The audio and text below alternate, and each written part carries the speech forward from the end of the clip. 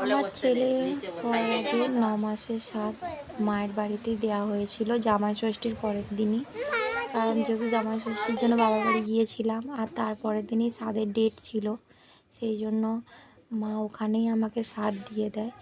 আর আমার প্রচণ্ড শরীর খারাপ হয়েছিল, বসার ক্ষমতাও ছিল না, মানে এত সকাল থেকে পেটের যন্ত্রণা হচ্ছিল। সেই জন্য কোনো রকমের নিয়ম পালন করে 9 মাসের সাতটা দিয়ে দিয়েছিল। মায়ের অনেক আশা ছিল ভালো করে 9 মাসের সাত দেবে, যেহেতু আমার মেয়ে হওয়ার সময় সাদের সব কিছু অ্যারেঞ্জমেন্ট করেও লকডাউন হয়ে গিয়েছিলো বলে ক্যান্সেল করতে হয়, তাই এবারে অনেক আশা ছিল। তো যাই হোক, মা, কাকিমা, ঠাকুমা, বাবা সবাই মিলে আমাকে তাদের মতো করে সাথ দিয়েছে। হয়তো ঘটা করে অনুষ্ঠান করতে পারেনি আমার শরীরটা খারাপ হয়ে গিয়েছিলো বলে, কারণ আমার একদম বেড রেস্ট হয়ে গিয়েছিলাম। আমার পেটে এত পেন হচ্ছিল, আমি ভালো করে বুঝতেও পারছিলাম না, সেই জন্য আমাকে বাবার বাড়িতেই রাখা হয়েছিল।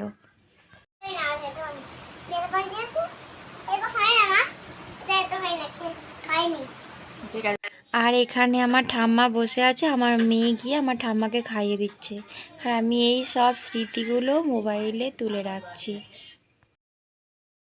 হ্যাঁ, নিজে নিজে খেয়ে নিজে